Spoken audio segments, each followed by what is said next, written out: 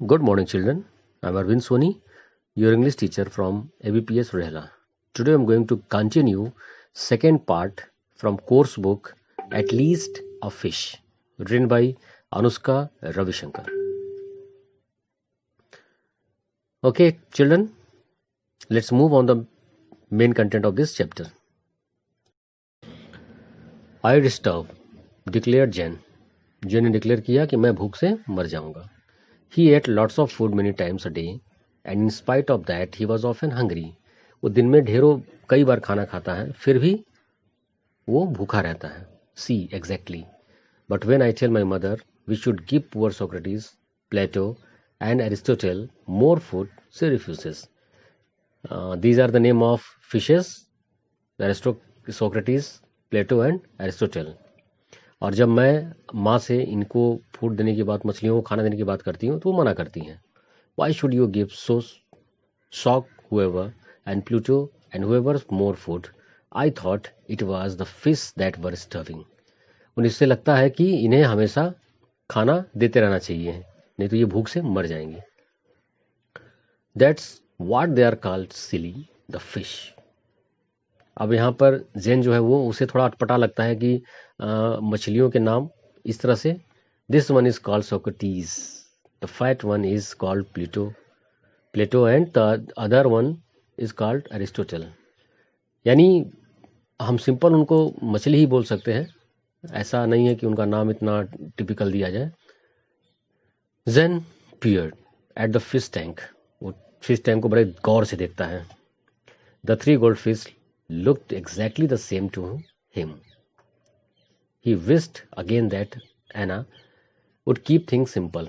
उसने सोचा कि एना चीज़ों को आसानी मतलब इजी क्यों नहीं रखती है, इतना टफ नाम देने की क्या ज़रूरत है. If they were his fish, he would have called them Fishy 1, Fishy 2 and Fishy 3.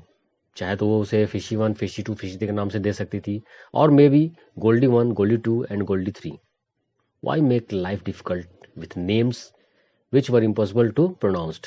वो ऐसा नाम क्यों उनका रखती है जो कि प्रोनाउंस करने में प्रॉब्लम हो. But Anna was right about one thing. लेकिन एक जगह पर एना बिल्कुल सही थी. The three fish looked like they were gulping and might die of starvation. Starvation में भूख से, अगर उन्हें प्रॉपर डाइट नहीं मिले तो वो भूख से मर भी सकते हैं. यहाँ वो सही थी. I think you should give them more food, he said. Jen ने यहाँ पर कहा एना से कि मैं सोचता हूँ कि इसे, इन मछलियों को और खाना देना चाहिए. So do I, but my mother hides it, Anna said. मैं भी ऐसा करना चाहती हूँ, बट मेरी माँ जो मछलियों को खाना है वो छिपा दी हैं. Give them something else then. What do fish eat? Seaweed. Give them seaweed, Jane said. उसने कहा ठीक है, हम और कुछ दे सकते हैं. क्या पसंद है मछलियों को? उसने कहा सीवीड. सीवीड एक तरह का ये प्लांट होता है जो समुद्र में सरफेस पे ये पाया जाता है. Then he said, oh, it had just occurred to him that the sea was about 7 hours away. ये तो पॉसिबल नहीं है, क्योंकि सी यहाँ से लगभग 7 घंटे का रास्ता है और वहाँ जाना संभव नहीं है. I know what. Give them spinach. Spinach, पालक. इन्हें पालक दे दो.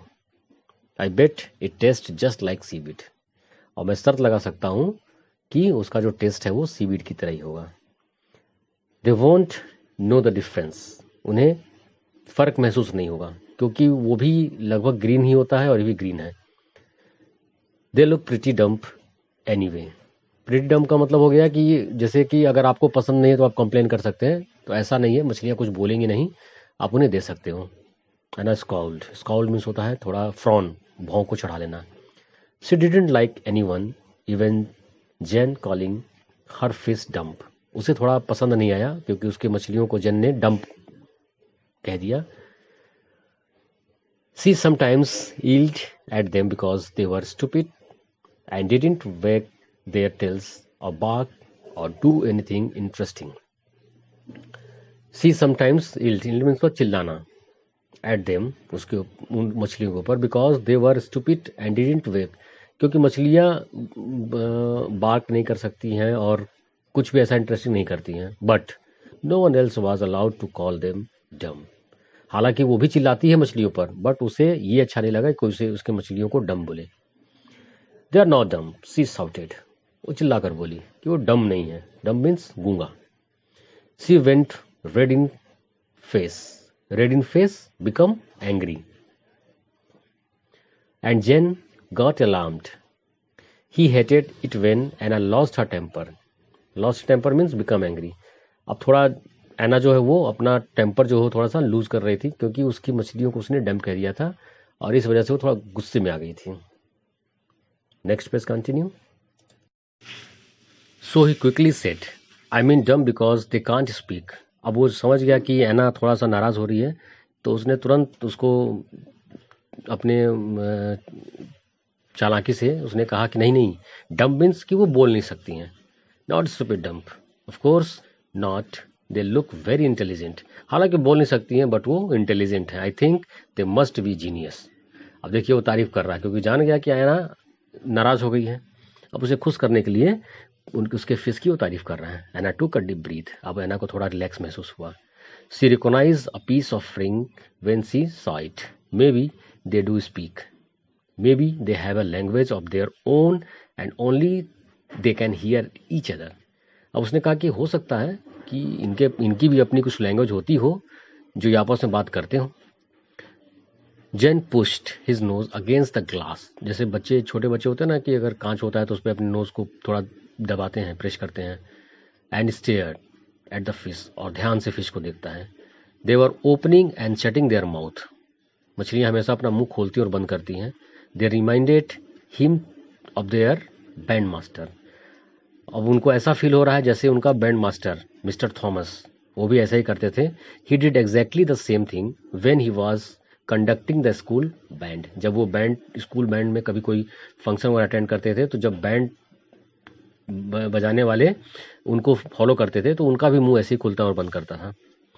आई think they are talking to each other. ऐसा लग रहा है कि ये एक दूसरे से बात कर रहे हों. Anna came to look. What do you think they are saying? Jen said. कुछ स्ट्रेंज लैंग्वेज में कुछ बोलता है Jen. Jen was very good at this. Jen इस मामले में बहुत अच्छा था. He could make the strange noises. Noises, वो तरह तरह की आवाज निकाल सकता था. He could whin like a dog, purr like a cat, squeak like a mouse और caw like a crow. यानी वो कौवे की आवाज, माउस, बिल्ली, कुत्ते की आवाज निकाल सकता था.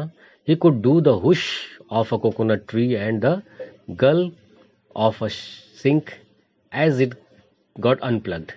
जैसे कोकोनट ट्री जो होता है वो हवा से हिलता है और उसमें से कोकोनट नीचे अनप्लग मतलब टूट करके नीचे गिरता है, उसकी आवाज़ भी निकाल सकता था. He was always making noises and getting in to trouble.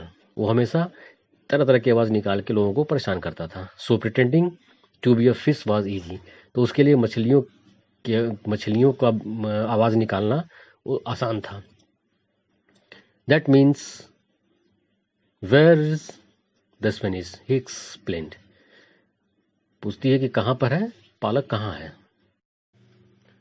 Anna went to the refrigerator and pulled out all the vegetables. Anna refrigerator के पास जाती है और सारी सब्जियां बाहर निकाल लेती है. There was no spinach.